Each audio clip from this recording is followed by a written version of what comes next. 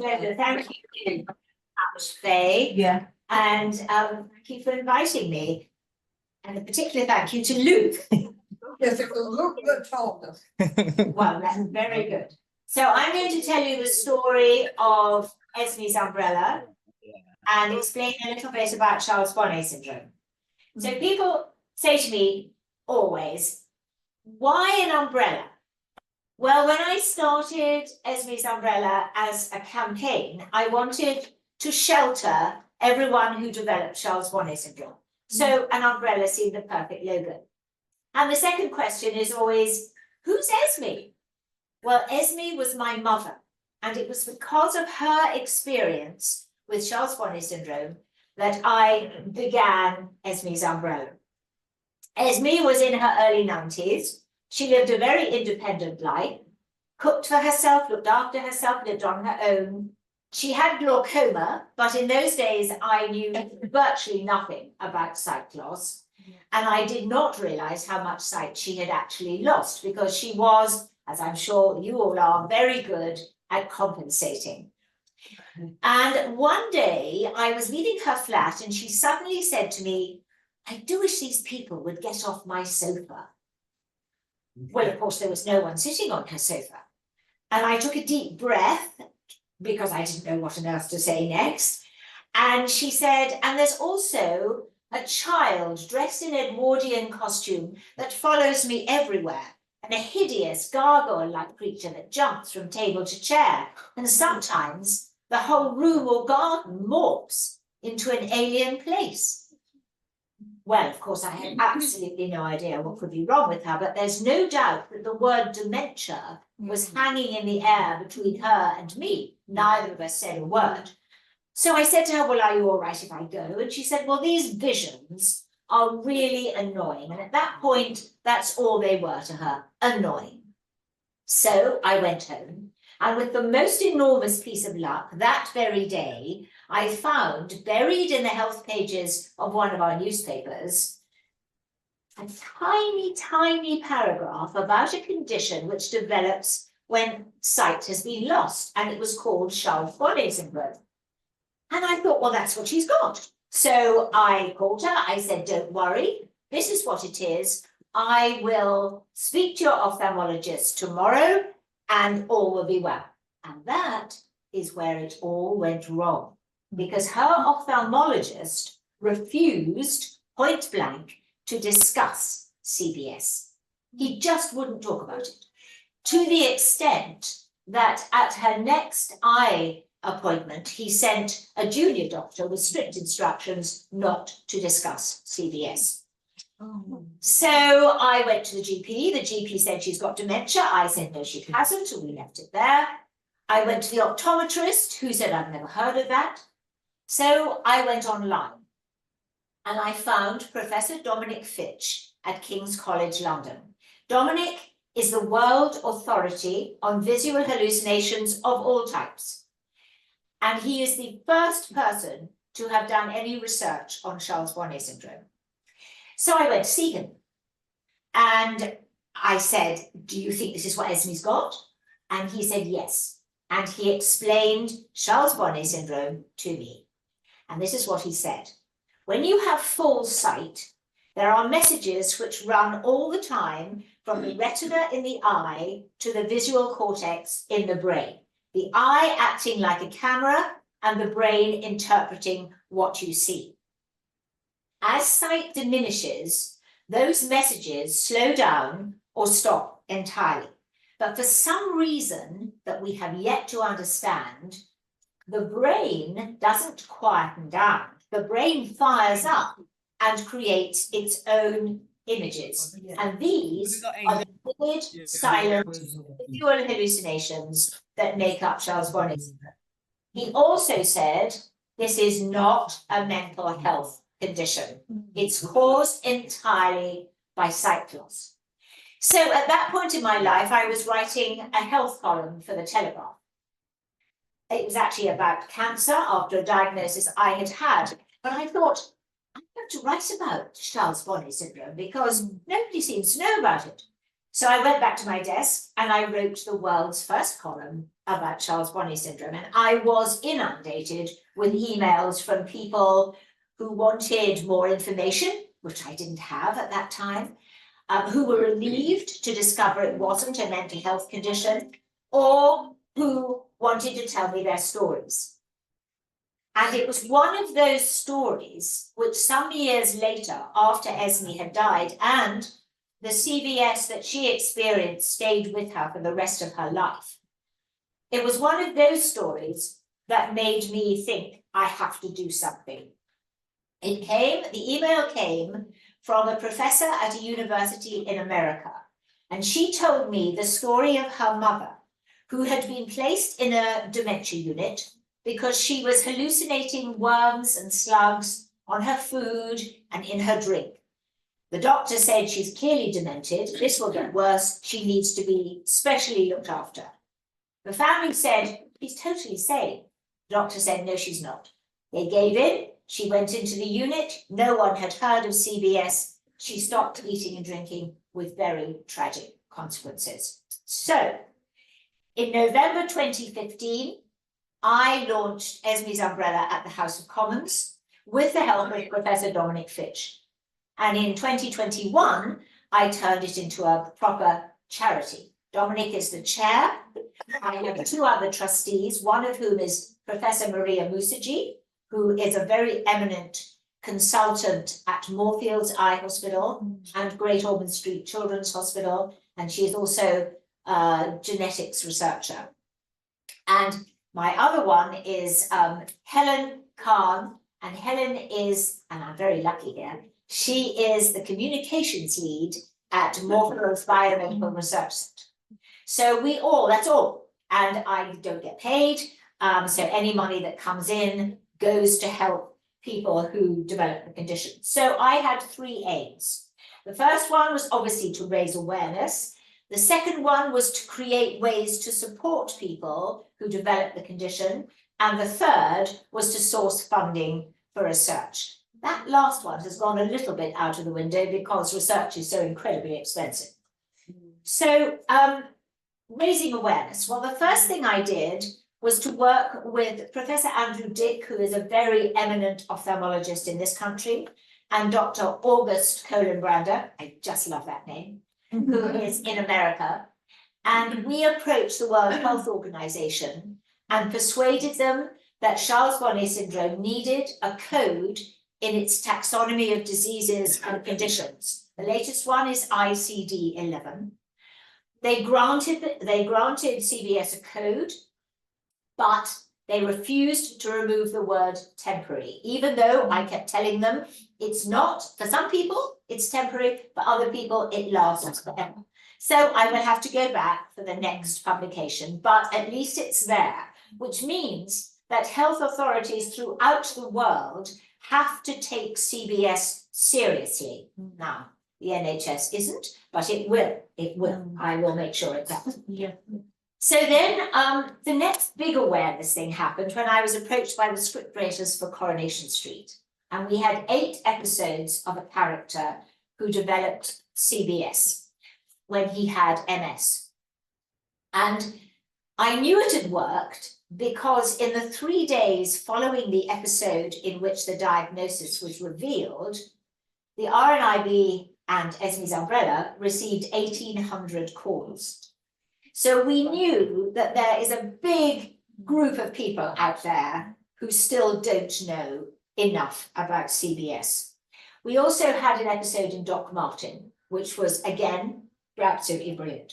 I have continued, I don't write my column anymore.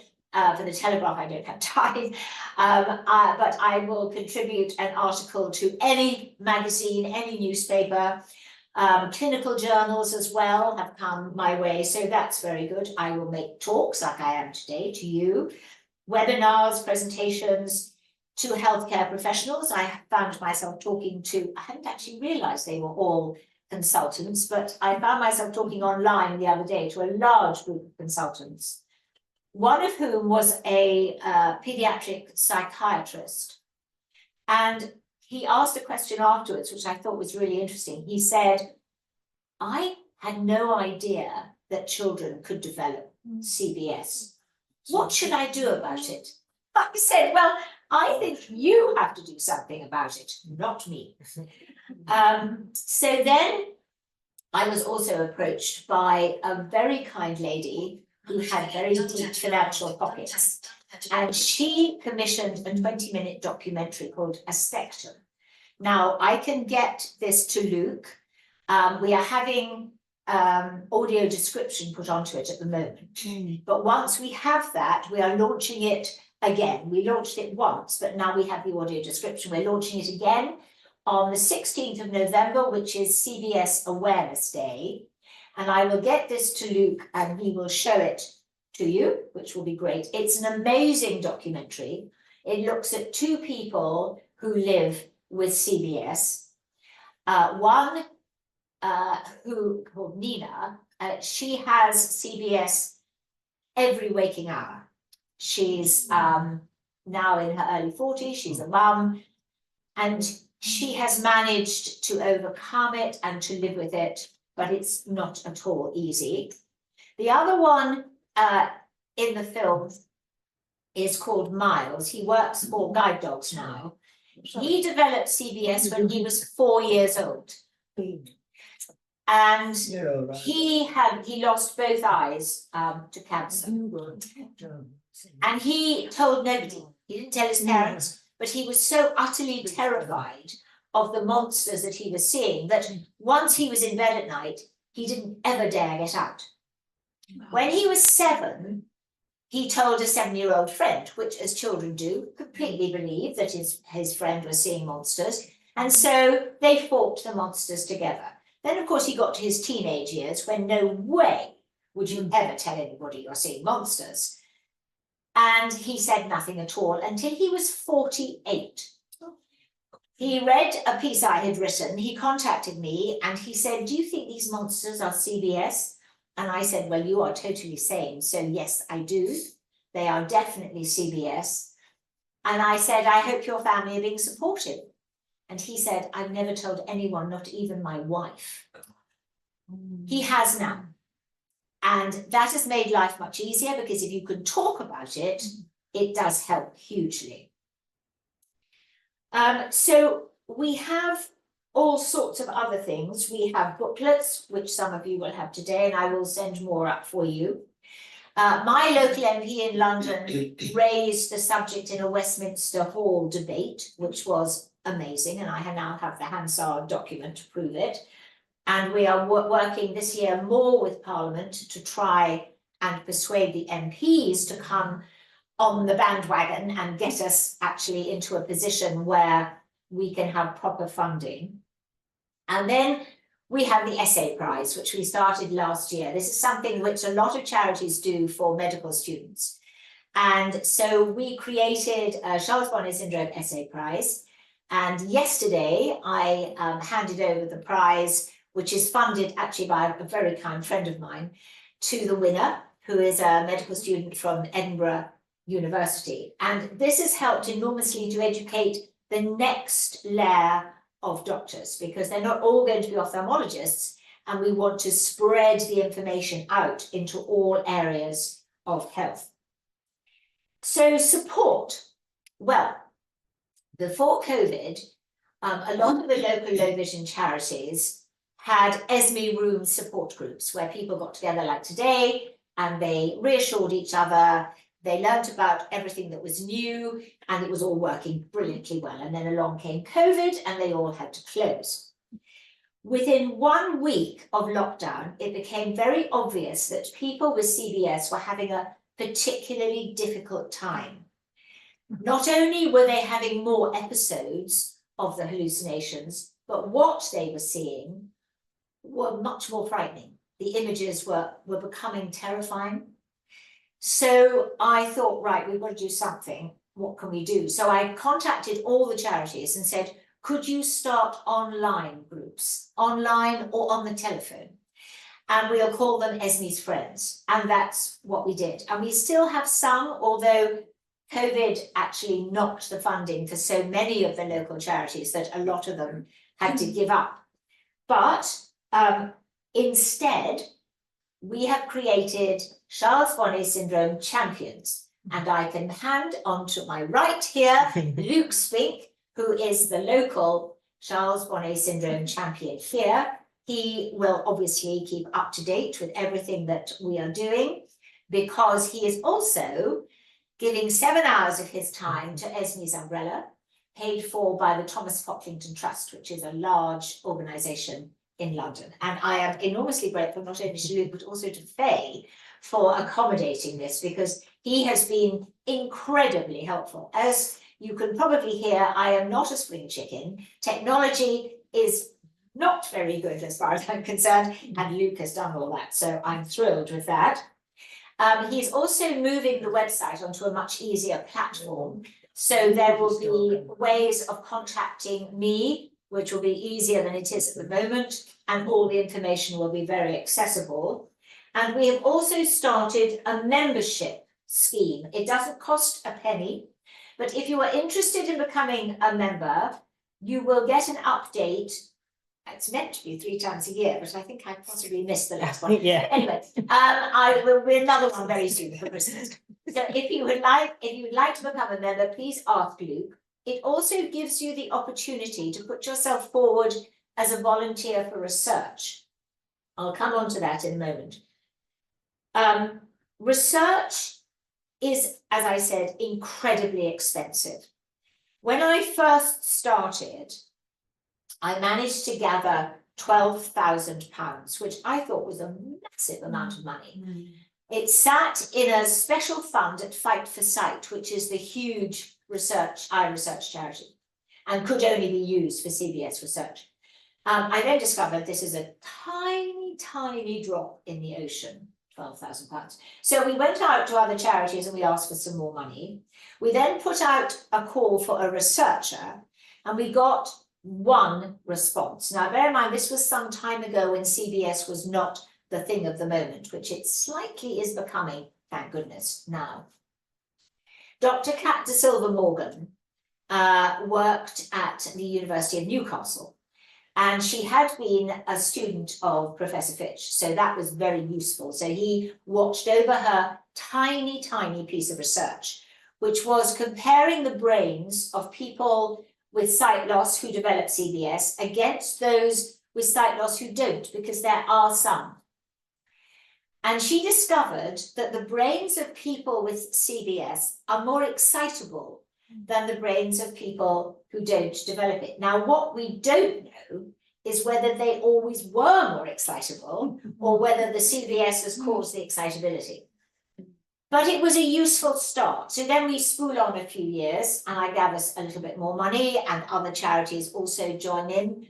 And we put out another call, and we got 5 responses, which was better. One of whom was the University of Oxford. So that was very exciting. The Nuffield Centre for Neurosciences. The research is led by Professor Holly Bridge, and she has taken the Newcastle research a stage further. She is sitting volunteers under a very sophisticated brain scanner and watching what happens before, during, and after the hallucination. She has a theory, she has 2 theories. One, that there is a higher pathway than the one I talked about earlier, from the eye to the brain. Are there images held there? We know the images come from the memory bank of images, but are there images held in this higher pathway? Whether she'll be able to prove that or not, I don't know.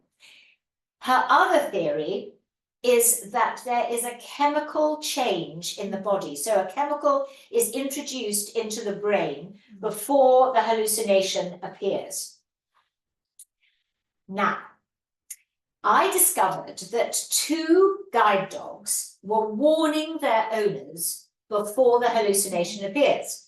They were putting their heads on their owner's laps and staying there until the hallucination had gone, and the dog knew when the hallucination had gone. So when I had my Telegraph column, I wrote a great deal about the medical detection dogs. I'm sure you've heard of these dogs who can detect cancer far better than any human test. They are also alert dogs for conditions like epilepsy, Yeah. diabetes, Addison's disease, chronic pain, a condition where medication can be introduced and disaster averted. So I called Dr. Claire Guest, who runs the charity, and I explained about Charles Bonnet Syndrome. And I said, do you think these dogs are doing that? And she said, yes, I do. And she said, there will be a chemical change in the body because the dogs that are alerting their owners will sense a change in the odor of the person's skin. So what they do is they detect the odor, they run away, they get the medication, they bring it back, disaster is averted. So the medical detection dogs are doing a piece of research for me to see if they can discover at what point before the hallucination the odor of the person's skin changes. So those two pieces of research are utterly brilliant and marry very well. One of the things that has been very difficult for people with CBS is going out. Because if you have a little bit of sight left, it's very difficult to decide if you're out and about whether the car on the pavement is real or not, because the hallucinations are so vivid and clear that you see a complete car. So people are not going out, and that is not good for them. Because becoming housebound is just awful for everybody. So a PhD student at Manchester University is working out how we can help people to go out, how we can teach them to discover that what they're seeing is or isn't real. And one of the other things that happens is that if you have CBS and you're walking across a road and a tiger appears in front of you, even if you know that that is not real, your fight or flight mode kicks in and you try to get away. In which case, because your balance is terribly good when you have no sight, you will fall over, or you'll fall over something that's there. That will take you to the GP or the hospital doctor, neither of whom will have heard of CBS. Even if you say, this is because I have Charles Bonnet Syndrome, they will call the site, and we don't want that, because that's an incredible waste of NHS resources and also much more distressing for you. So if we can work something out to cover all of that, that will be very good. Professor Robin Walker at Royal Holloway, which is part of London University, is doing a piece of research about coping strategies. Now, we do know that if you distract the mind, or the brain, probably more than the mind, you can shut down the hallucination. So these coping strategies are on the website, but they are everything from clicking your fingers, clapping your hands, if you can, walking up and down, changing the lighting. There are all sorts of things that people do. Everybody finds their own. I have to say that CBS is different for every single person. So what works for one may not work for another. So if none of them work, keep experimenting and seeing what will work for you. We do know that isolation, stress, fever make CBS worse. And even just having a bit of a cold or being very tired. Sleep is very important if you have CBS. Get enough sleep, because the moment you're tired, it will make it very much worse. Hyponatremia, which is a low sodium level in the blood, will also make it worse, as will certain medications. Now, we know that proton pump inhibitors, which are things like omeprazole, which people take, they're often given if you're taking antibiotics, it kind of lines the stomach. One of its side effects is visual hallucinations. So there is an alternative which the GP can give. If you go to your GP and explain, you'll probably have to take my information with you, because the GP may never have heard of CBS, or certainly even if they have, they won't know about the medication that makes it worse. So there are other medications too, those are on the website. There is no CBS specific medication to take the hallucinations away. If they are so intolerable that life is just an utter misery, you can ask the GP for medication for epilepsy or for dementia. Now, it does not mean you have developed either of those conditions.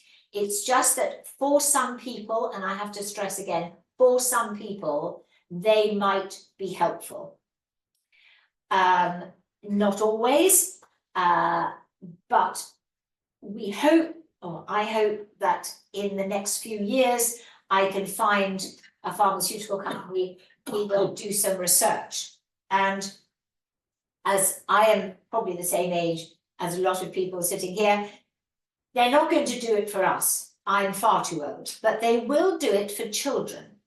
And this year we have concentrated on children because I discovered that parents were contacting me saying, I didn't believe my child.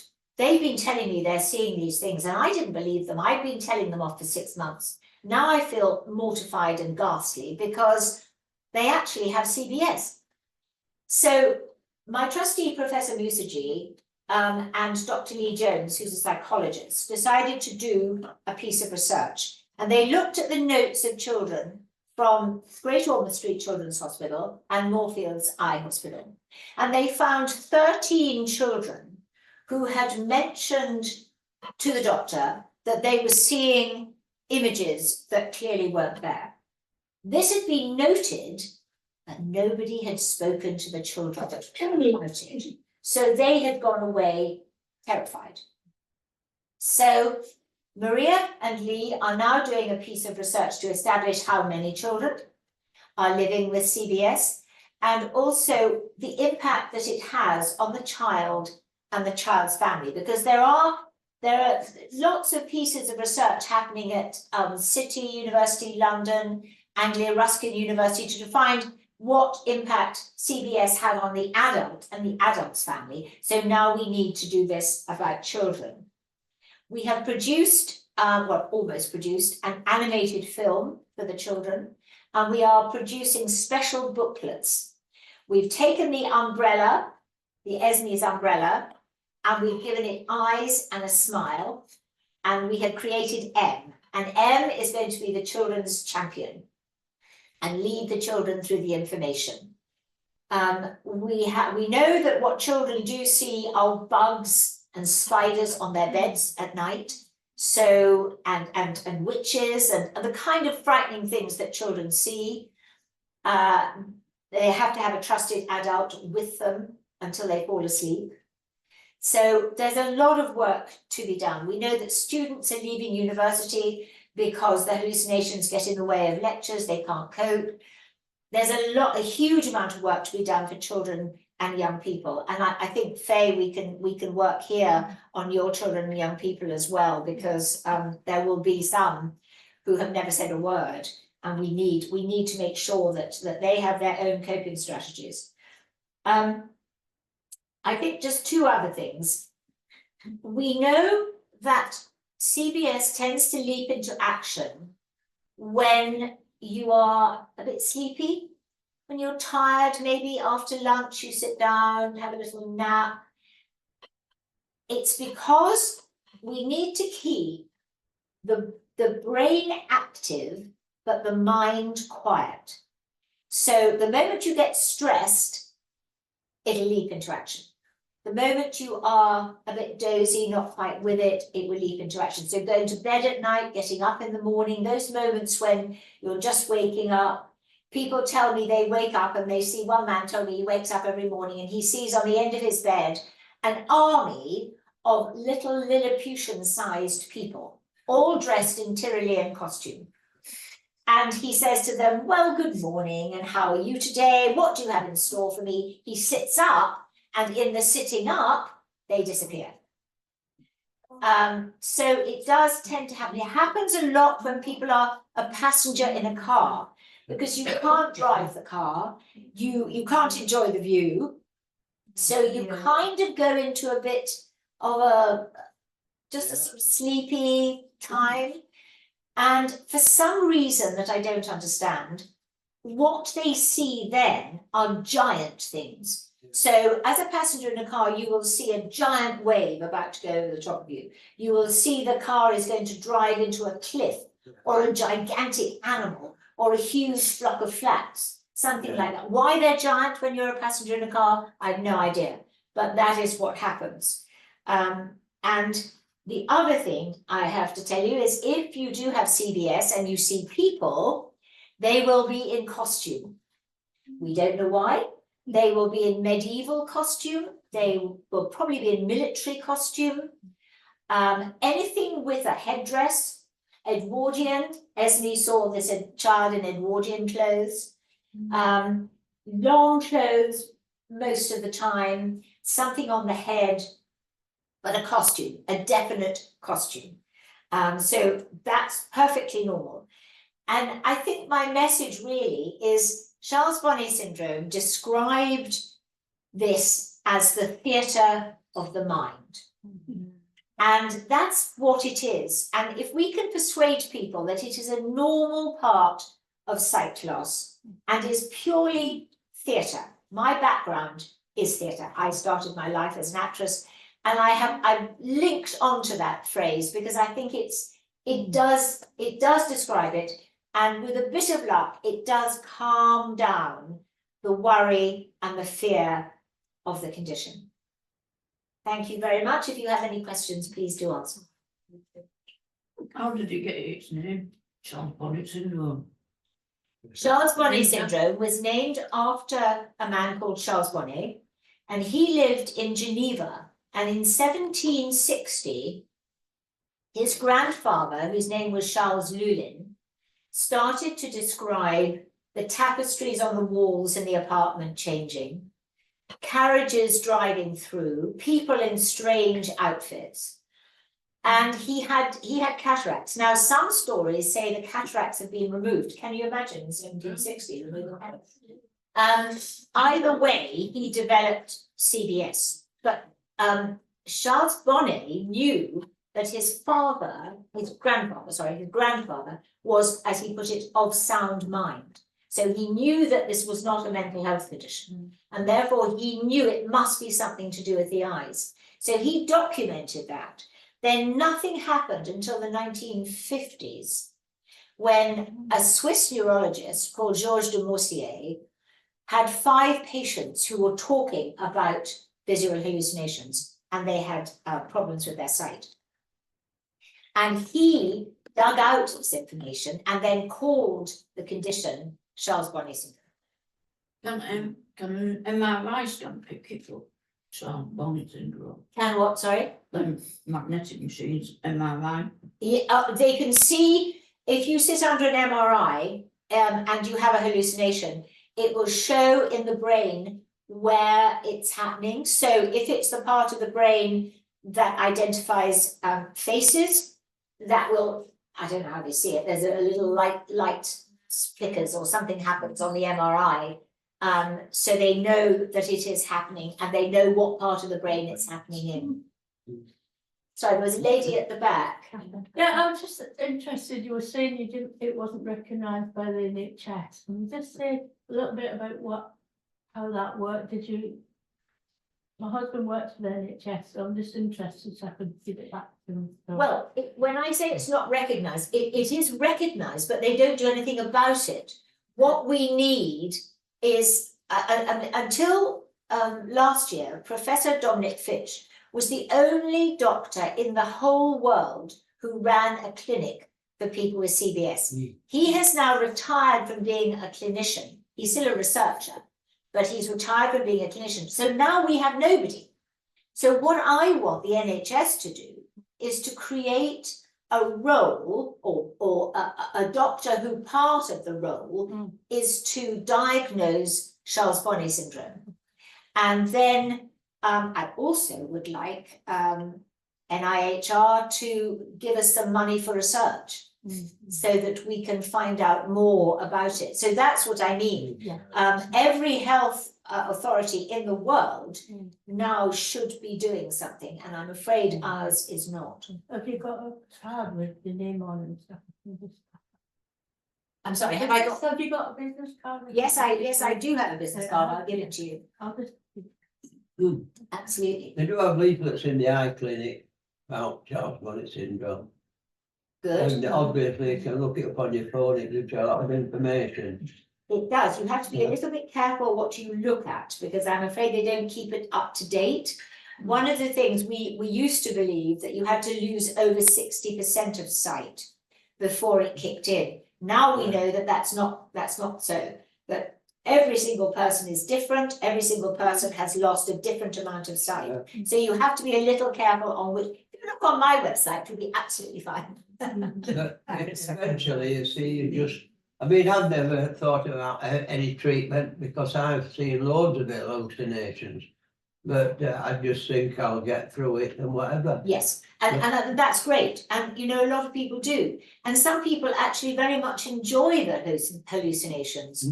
I spoke to one lady not that long ago who had had no sight, no light perception, nothing for 6 years. Suddenly CBS kicked in, and she sees what she describes as a gardening documentary.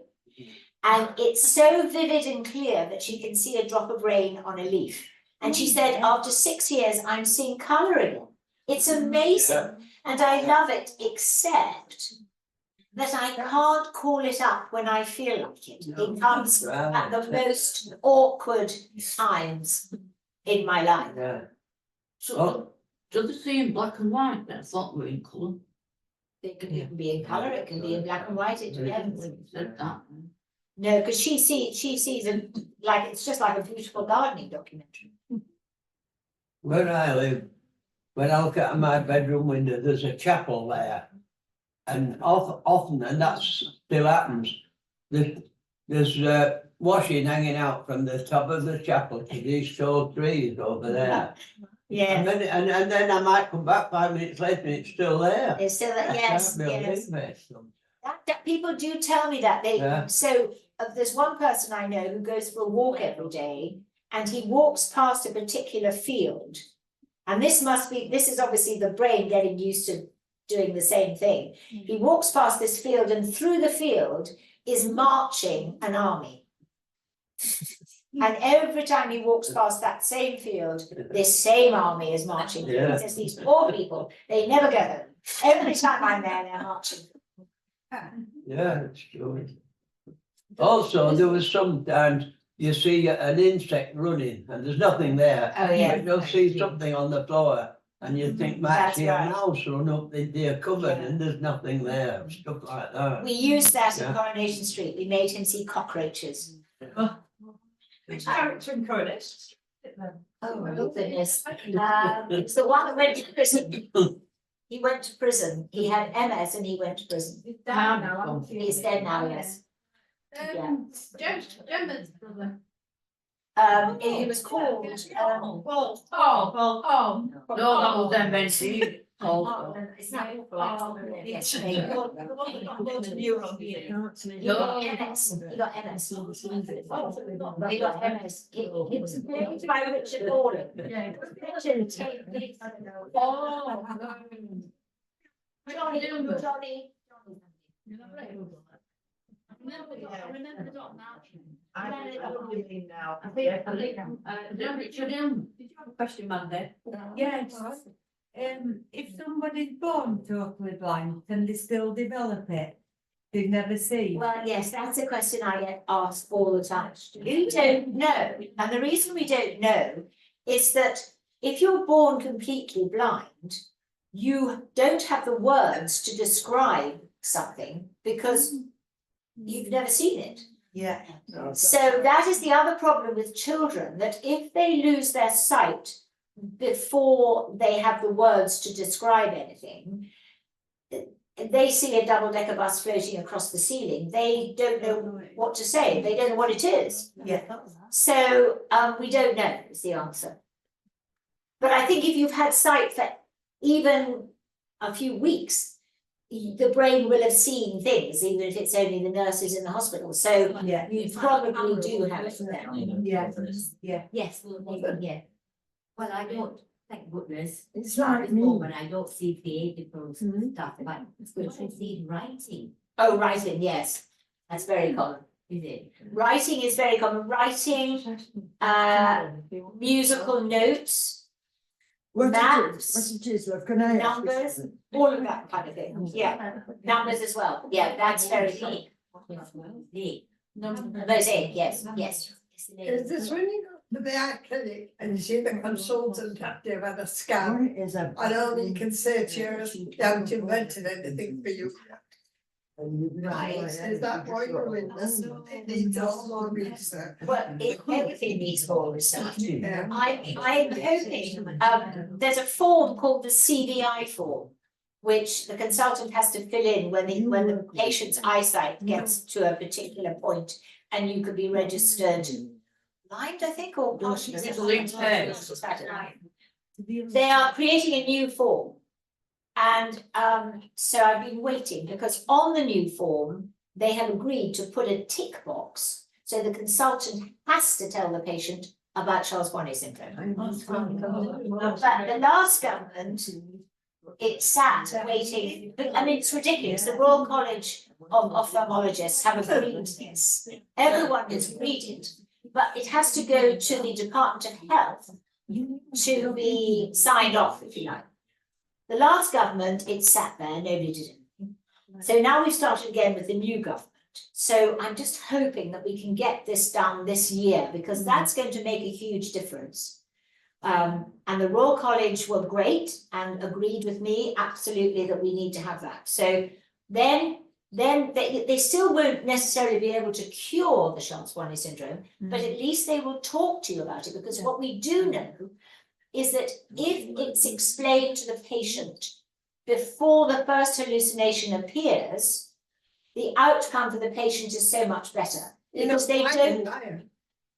Sorry? You're not frightened if someone. You're not frightened, exactly. Yeah. And you know what it is. So when the first hallucination appears, you don't think I'm losing my mind and therefore I'm not going to say it. Yeah, You say, ah, that's what they told me about. yeah. And therefore you have a more upbeat way of dealing with it. So I am keeping my fingers tightly crossed that that will work. We'll see. So the consultants have to know then, haven't they? They To do. do that. They have to know. Whereas to do it. now they just ignore it. They just ignore it because they can't get, the problem is, ophthalmologists say, well, it's nothing to do with the eyes, it's the brain. Neurologists say, well, it's caused because of loss of sight, therefore it's not our specialty either. So people fall down a hole in the middle. But what we need is the ophthalmologist, because it's to do with the eyes. If you don't lose your sight, you don't develop Charles Bonnet Syndrome. Yeah. So we need the consultants to say, or the eclos, Do you mean somebody. then, when someone is being diagnosed, you know, at the site of the clinic, to let them know this could happen, or? Yes. Obviously, if you've never had a hallucination, you don't know you've got it. So do you mean just generally, as you're informing people about Generally. situation, Yeah. make this part of the Yeah. possibilities? This happened, yes, yeah. And I would like all optometrists to do the same, all orthoptists, all Yeah. GPs. Because the if the GPs knew, that would help as well, but they don't know. So there is on the website, is there not, Luke, a letter to GPs. So if everybody could download that, sign it and take it to your GP and give it to them, that would be hugely helpful. Because they do need to know and to understand it. During COVID, I had so many emails from people saying the GP doesn't understand, please can you talk to the GP? And I talked to, goodness, I lost track of the number. All except one were utterly amazed that they'd never heard of it. And very, very keen to make sure that they understood more. There was only one who said, I don't believe any of that rubbish. So when most, well, I don't know how many do go to the eye clinic on a regular basis, but there will be some of us do, I'm sure. So as a lay person, what can we do to try promote it, to try and make the NHS do a bit more. I think, I think you can just talk about it. Yeah. You can get, I'm going to send more booklets. I couldn't carry any more with me up from London, but I'll send more booklets here. Please distribute the booklets to everybody. And it's also the sensory workers. It's anybody that does a one-to-one. So there will be people that go into people's houses to, you know, cut their toenails or whatever.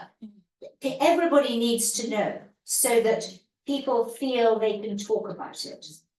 So that's basically what it is. I mean, I've worked at the hospital, and sometimes I've worked on the story where I know Jackie from. We've worked together on the stroke unit, and sometimes you get people on there, don't you, get it, Jackie? As part and parcel of them, you know, That's right. Unfortunately, they have a stroke, it affects their eye. But I remember one particular case, I got moved to another ward, and this lady was seeing insects Yeah. coming down a wall, and they said, this nurse said, oh, they think she's got dementia. So I looked at me and said, well, she's got macular degeneration, she might be having hallucinations. No, it ain't the thing to be in shock, we just dismissed it. That's right. We have approached, in fact, Professor Fitch delivered a lecture to the, I'm not sure what they're called, the college for people, the doctors who deal with strokes. And I have noticed I'm getting more requests to go and speak. So I think it is slowly filtering through. Of course, there's also diabetic retinopathy. So that's very, very common, and that will produce CBS. Any of the eye diseases, stroke, cancer, accident to the eye, or MS. If you have MS, you can get optic neuritis. So anything like that. A brain injury will also, if it's affected the optic nerve, a brain injury will also cause CBS.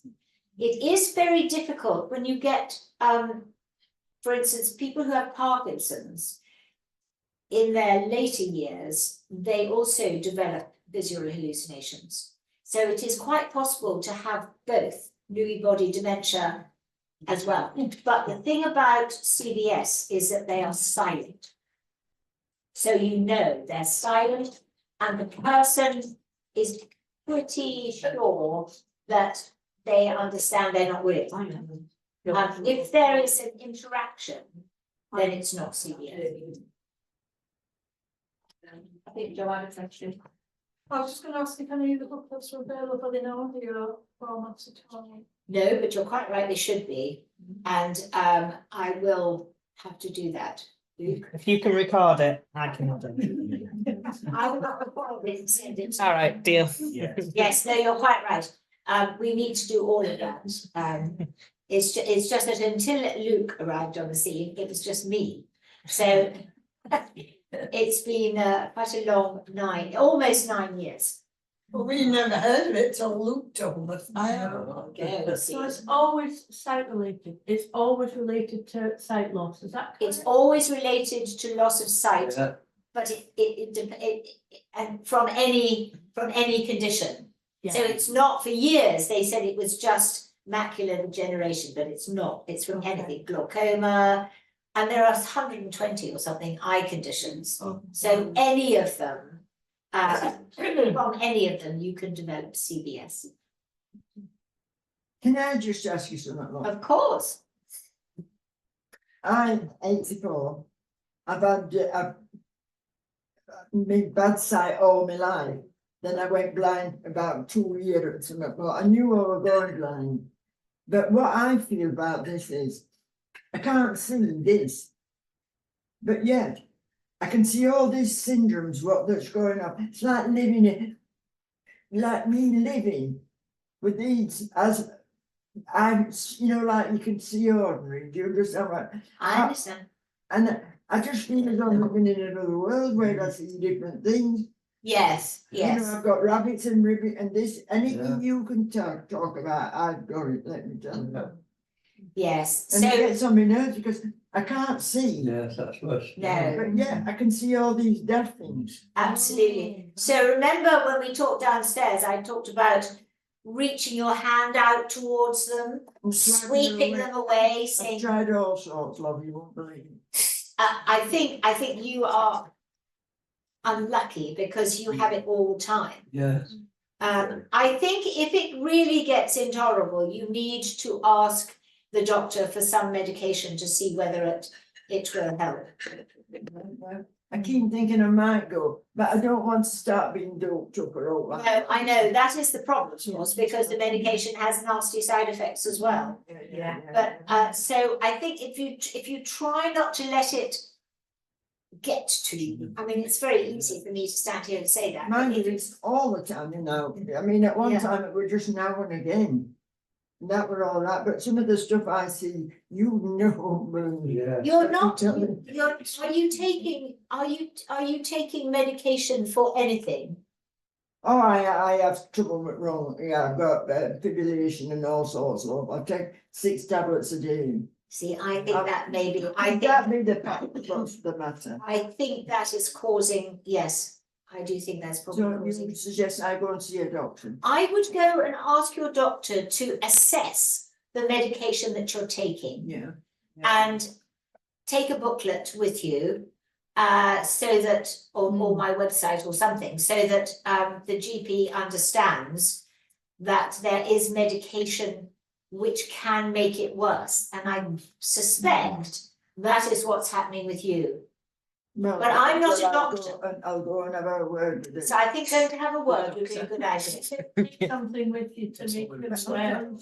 Can't get to see a doctor. You know, you're going for a night test, and they tell you, oh, you think you're having immaculate. The Can't get address. to see a doctor. How- If you're not on that and- list, and nothing happens. You mean if they diagnose you with something Yes, and they send you to the hospital. and then they say we can't do Because anything else for you? your eyes has got. Well, if they can't do anything else for you, they will sign you off.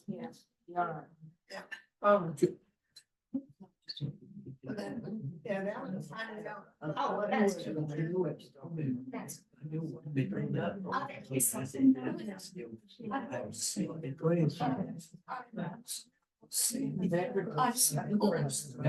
Yes.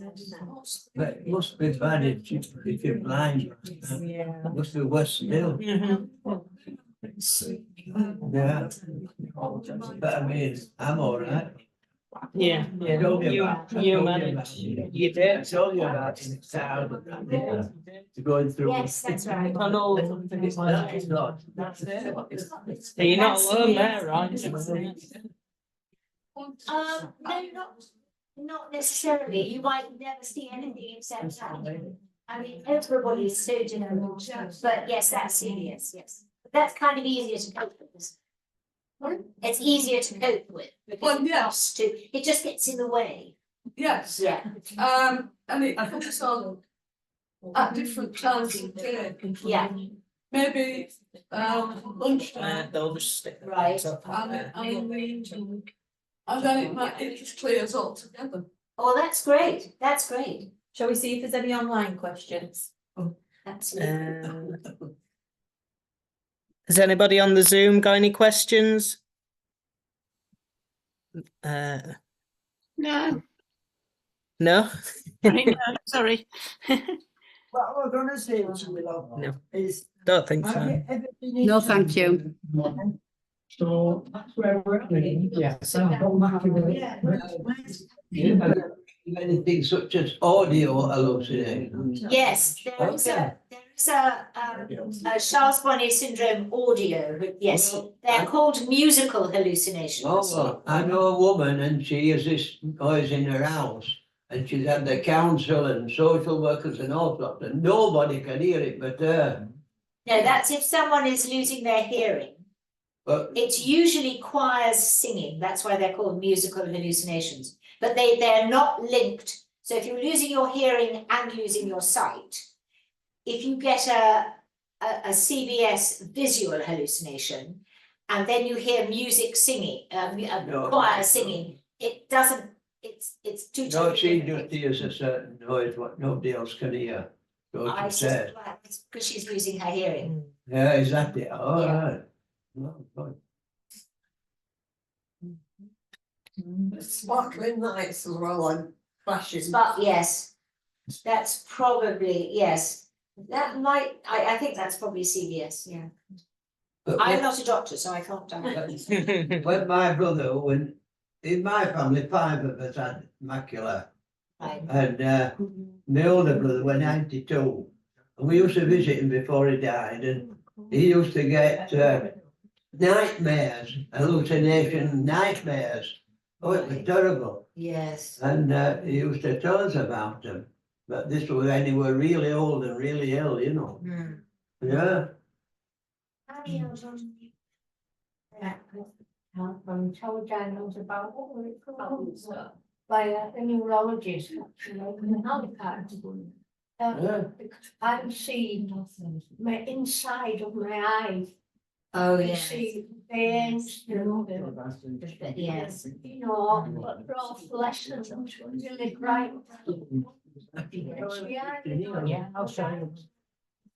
It's very, yes, yes, I have heard of that before, yes, I have, Yeah. yes. Things that work, things that not Yeah, yes. Yes. But for some reason, it says bright colours. Right, very, Yes, very bright colours. yes. Yeah.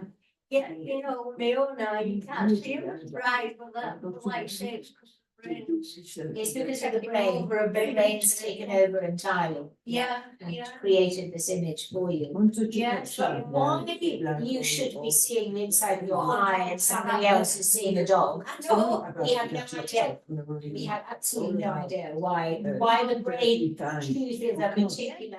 You've obviously at some point in your life seen a diagram of an eye, and that's stored away in your brains.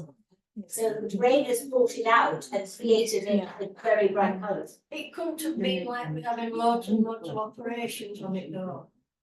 Well, it could be, I mean, I suspect that's probably what's caused it, but So. but it's got to have been something that you've seen. Seen into, yes, yeah, yeah. Yeah, I really thought it was, oh, you know, scared me, but. Yes. And when neurologist said that, it moved that.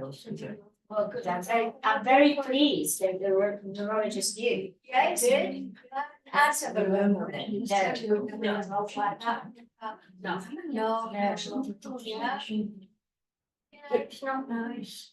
When the hallucination comes on, can you feel it, you know, or is it just sudden? It's just sudden. So the little seed bags running on the floor. Yeah, Yeah, it will just happen suddenly. Can I dog, no one of them specialised dog, can they detect? Yes, that was the point. They think, they know, because there is a chemical change in the body. Yeah. I think we chose. Yes. the long-term, short-term goals of Esme's umbrella? Oh, well, set out. I suppose long term is let's find a cure. Yeah. The short term is let's get the NHS to find us some doctors who specialise in it. And they could be psychologists, because in America, because Esme's umbrella was, there are another couple of others now, one in Australia, one in America. But Esme's umbrella was the only one in the world. So I used to get hundreds of emails from America. And I was contacted by a psychologist. And in America, they have psychologists who work only with the visually impaired. And this chap in Louisville, Kentucky, asked me if he could help because he understood Charles Bonnet Syndrome. I said, yes, you can take all these emails away. So he does that, and he does an online support group as well. So it could be a psychologist, or it could be a series of psychologists. I said to Professor Fitch yesterday, when we were handing over the prize to the medical student, I said, what we really need is to clone. We need lots of clones of Professor Fitch. So yes, so that's really, the long term is obviously to find a cure.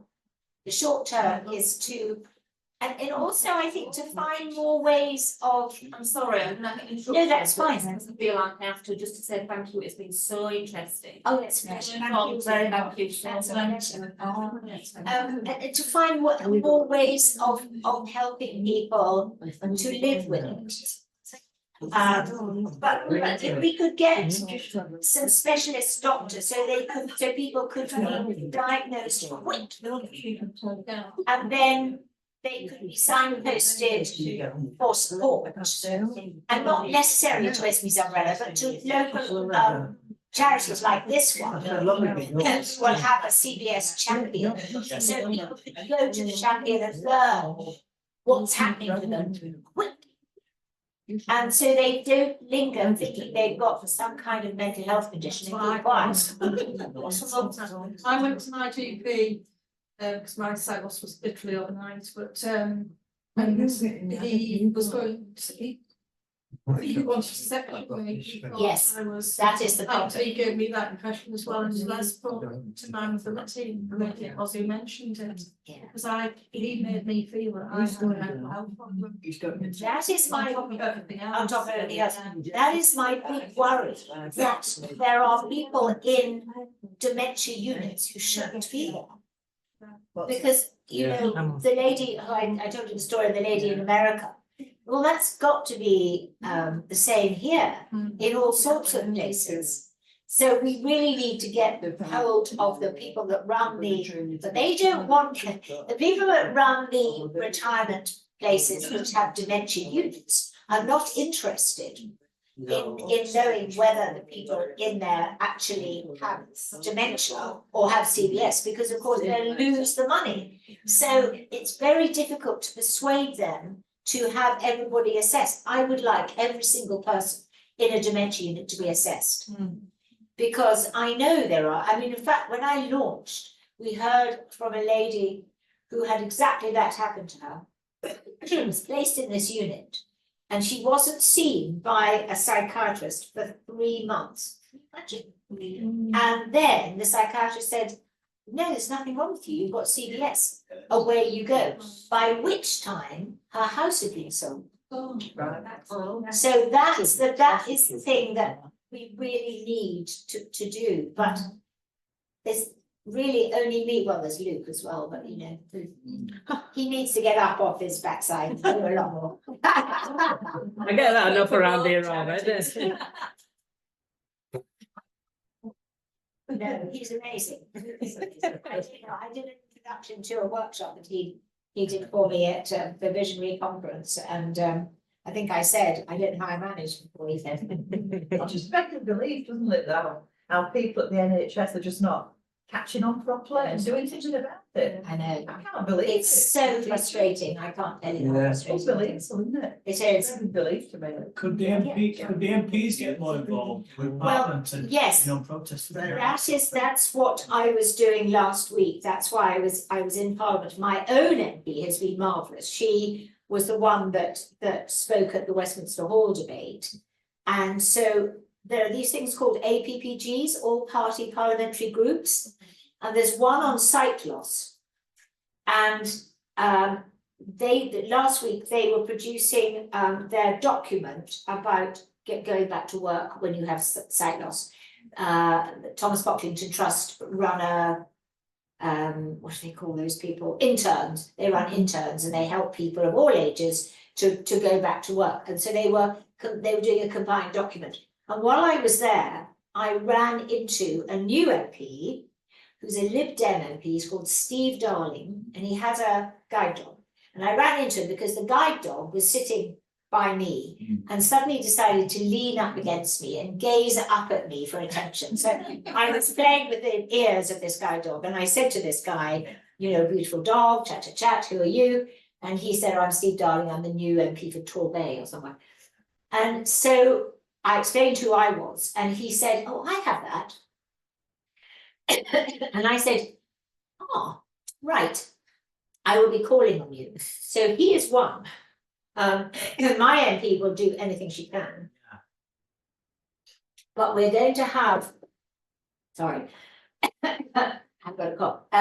We're going to have part one of the next meetings of the APPG will be devoted to Charles Bonnet Syndrome.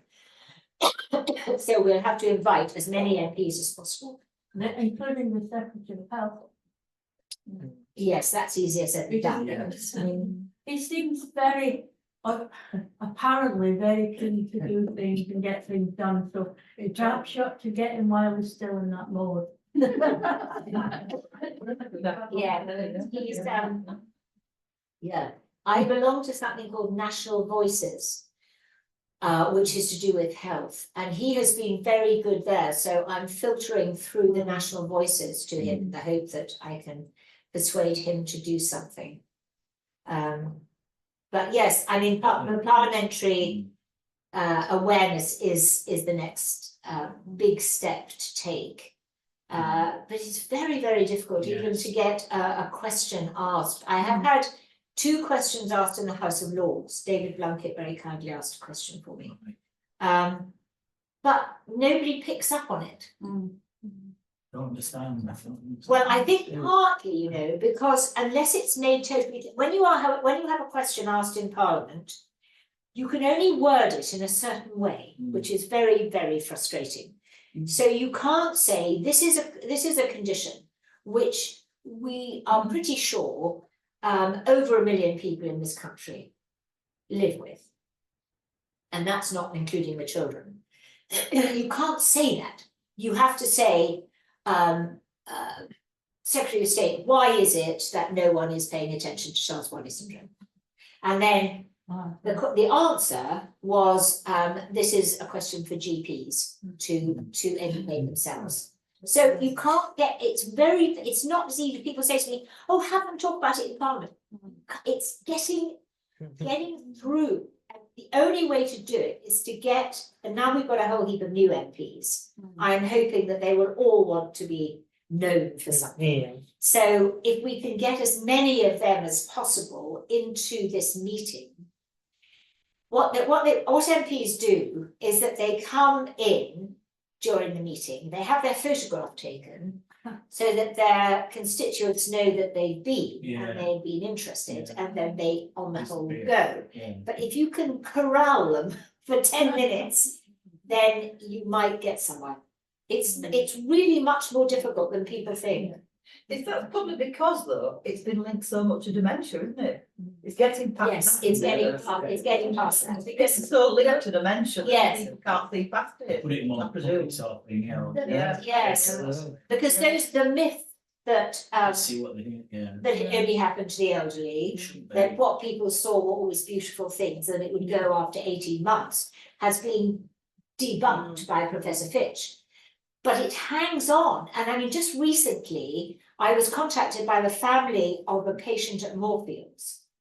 And the patient had been sent by the ophthalmologist to see a neuro-ophthalmologist because of a CBS. The neuro-ophthalmologist rang the family and said, I won't be seeing your relative because she's far too young to get CBS. And also what she's seeing are frightening things, and that doesn't happen. So the family, completely distraught, contacted me. I wrote with Maria Musajid's support, we wrote a letter to, sorry, I'm so old, an email to this doctor saying, I really think it's time you updated yourself on this. These myths have all been debunked. This person, it doesn't matter the age, it doesn't matter what they see, blah, blah. And I did get a response which said, I will see the patient, thank you. Oh, well. So at least we got that one. But but she was a neuro-ophthalmologist who was in the Dark Ages. It is the most frustrating thing. Really I didn't quite understand what you meant about immaculate dehydration. But does that mean that you haven't got SB? No. You can, whatever causes your eyes to lose their sight, it doesn't matter what it is.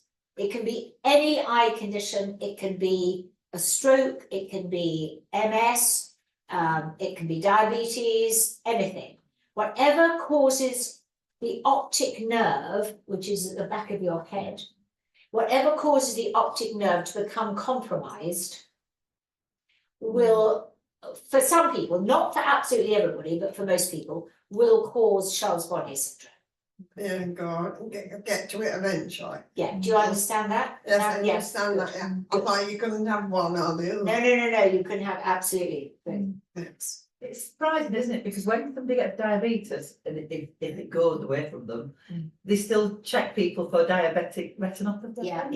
You'd think it would have been picked up somehow through people who have diabetes, because I a know. lot of people who have diabetes will get the hallucinations. Yes, absolutely. So you would think Yeah. down that line, something would have been picked Well, up. Diabetes UK, I don't know what is the matter with them. I have tried for almost 9 years with the chief executive Right. to persuade them that, and they said to me, no, terribly rare. It really isn't. Diabetic retinopathy is a big cause Yeah. of CBS. And yet they keep checking on people who had it. I don't know if anybody went down. They will not accept, No. accept, and I don't understand why it is. The head of research, though, won't even talk to them. And yet you've targeted them. I targeted them, I keep in touch with them, but the head of research won't talk to me. No. Terribly rare. It's not terribly rare. So that, again, that's another very interesting. You're hitting your head against a brick wall in most cases, aren't you, really? But Yes. it's getting better. It is getting better. No, it is getting a lot better. It is getting a lot better. But there are just occasions when I feel, somebody got on this is just not me. I'm sure. It's getting to find the right person. Have we got any more questions then for Judith? What for dinner? You see, talking about We it. are in the They have been quite helpful. They actually answer my helpline because after a couple of years, I found that all I was doing was answering a helpline. And they were very sweet to me, actually. I know one of the people there, and she said, look, you can't keep doing this. We will answer the helpline for you. And so I've done quite a lot of webinars and things with them, and they have been very, very supportive. Yes. What is the name of your website? Tell her about Dr. It's Charles Bonnet Syndrome.uk. Luke has it. I can pass it on to you, Margaret. Into research with them, you go there, it's a lot of So is there if you're not technically? Well, there is Luke, if you're not technical. You're not getting anywhere with it, are you, Margaret? She's Well, got you can talk about it all you want, but just to get on with your life and that's it. You know, I feel sorry for this woman who's blind, it must be more difficult than ever. But I don't see how you can talk about it and might do me a good talking about But it. if you're on a lot of medication, you need to know what happens as well. Yeah, I'm saying medication, so. Don't do what's trying to say the same. I think I know quite a few people who've been to the doctor and got rid of their omeprazole for an alternative, and the CBS has calmed down a great deal. But I would ask that if you are on omeprazole and you decide to go to the GP and get an alternative, that you use the yellow card scheme and report the fact that omeprazole gives you visual hallucinations, or any of the other medications. The yellow card scheme is a really useful. I'm sure you know about it. No. Okay. It's a website, so that might not be so useful to you, but it's an NHS website created so people can report if a drug they're taking, and I'm talking about a medication they're taking. Yeah. Rather than a drug they're taking, a medication they're taking causes them any kind of side effects that aren't listed, because most of them are not listed. You can, if you go onto a drug company's website, you can find every single side effect, but they're not on the piece of paper that comes in the packet. So I always ask people to report it on the yellow card scheme. Do you have to have seen fully in the past to get this, or can people have a little bit of sight, like light, or do you have to have seen fully? To go and First. No, not necessarily. It's so long as you have had enough sight to see something, even for a few months or a couple of years, yeah. Can anybody who just gets cataract get it then? If you have yes, now if you get bad cataracts and you have them removed, very often the CBS will go because you're back to full sight. Sometimes it doesn't, and I don't know why that is. I think it might be that the brain gets used to it. But on the whole, if you have bad cataracts and they're taken away, the CBS will go. With MS, the optic neuritis, if they give you a different drug, and I can't remember which one it is, if they give you a different drug and the MS gets better, then the optic neuritis goes as well. So that's much more complicated. I don't really understand that, so I think I'll just keep quiet on that one. It's very complicated. Just dementia people actually have hallucinations. There's types of dementia, yes, Lewy body dementia for one, but they are different because they're interactive. So if you have a hallucination of a person, that person will be usually threatening you, or shouting at you. You don't hear, with CBS, you don't hear anything, you just see. So you don't hear, you don't feel, you don't smell, and you can't touch. It's just sight, which actually I think makes it even more terrifying, because if there's a person standing in front of you, not saying anything, that's even more spooky. Yeah. You will look and just shake your head off. Going back to proton pump inhibitors, is that anyone, not just a metazole then, if you're on? I think it's all of the ones that are ending in frazole. The others, I don't think, I think it's the frazole ones. I don't know what it is in it. I quite often that next in because I get a lot of heartburn. So whether that has affected, I don't. And I don't get, fortunately, I don't get. No, I think it would only be if you have. If you have the one sided. Yes, I think anything ending in frazole might. Now, it doesn't with everybody. But if you're finding that the hallucinations are difficult, go to the GP and say, could I have the one, I can't remember the name of it, the one that doesn't cause visual hallucinations, please, because I'm getting a double whammy. Oh, God, you're right. And if you say no, you're not, and don't believe it, different, don't you? Well, if they say no, you just put, I think you have to refer them to my website, on which it says, because it's not me, it's Professor Fitch. It's, so. Yeah. So push away questions a bit down. Yeah, they probably will believe me though, because it's on the notes, I would die. Oh, okay, yes. But they won't realise that I'm on the top of, well, No. they will. But they will, and then you just say that these also. Yes. And if you Yeah. have any problems, Susan, you can always go to your MP as well. Oh, They're right, rebel car that you did. If you need it, so you need the medication. Touch with anybody in touch with your MP, please put the case, raise the awareness, absolutely. If other doctors do, and you keep, you want to do that. Oliver's very good. She did the same thing. Not that.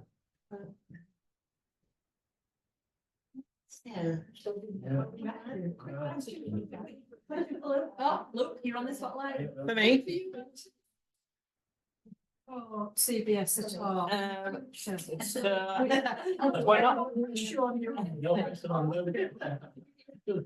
did have a CBS prior to COVID, and what we found is that people came for a few weeks and then they sort of talked about it and knew a bit more about it. They didn't necessarily need that support anymore. So we're just going to have Luke and the CBS champion. Okay. And we'll probably do this. I'll give you some advice, Luke.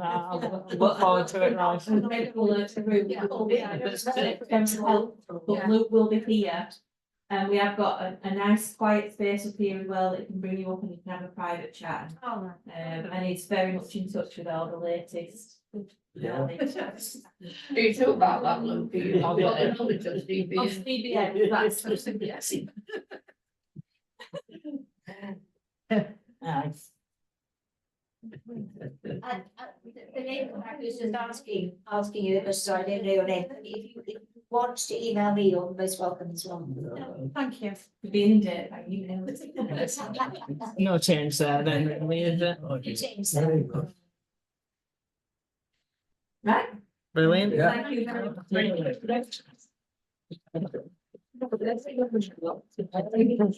Really now. Thank you. Thanks, guys, for joining us online. Yeah.